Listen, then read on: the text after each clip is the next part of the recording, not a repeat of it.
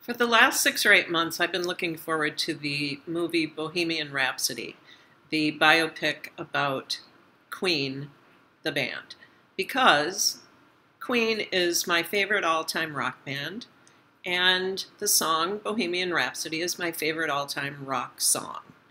So I think I saw the trailer originally 6 or 8 months ago. They've been touting this for the longest time, and I know that they showed it at they screened it here in Chicago, but I didn't get to see it then. That was maybe 3 months ago.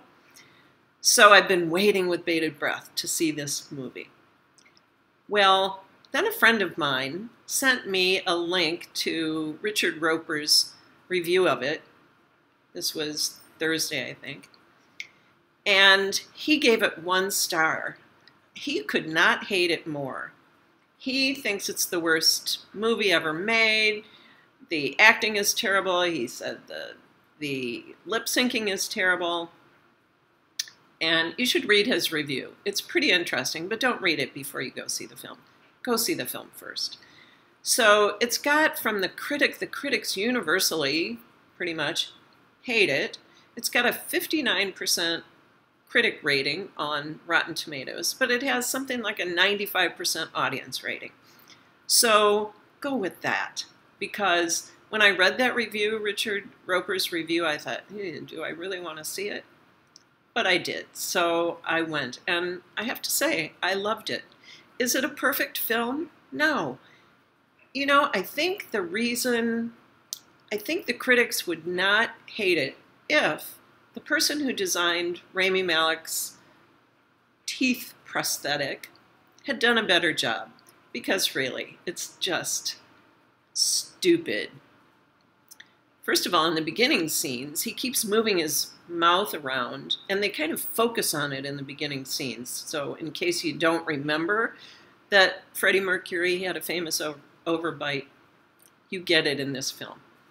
So that's one flaw. But anyway, so he keeps moving his mouth around as though those teeth are going to pop out any minute. So that's really annoying. That's distracting, and that starts the film. But get past that. It gets better. In fact, in the final scenes, it looks almost like he has a different prosthetic because it's not so pronounced and it looks more natural. But anyway, that aside. So there are some other issues. One other issue is the wig on the actor who plays Roger Taylor.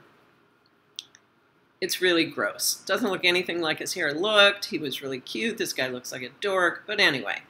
And then one of Richard Roper's comments was that the actor who plays Brian May looks exactly like Howard Stern back in the day.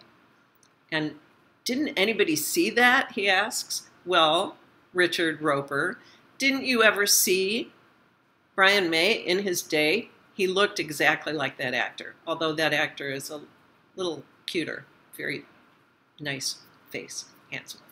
Anyway, the wig is good on him. The look is dead on. Some of the wigs on the Freddie Mercury character are not so great, but so they could have spent a little more money on teeth and hair. But go see this film, really. I just loved it. I was so weepy in the end. Spoiler alert, Freddie Mercury dies. But you know, it was an engaging story, and I thought the lip syncing was fabulous. Judge for yourself. So anyway, go see Bohemian Rhapsody. Don't read any more reviews from the critics. Go make up your own mind, and then read the reviews. They're pretty interesting. It's always interesting to read lousy reviews. But really, make up your own mind. I think you'll love it. I did.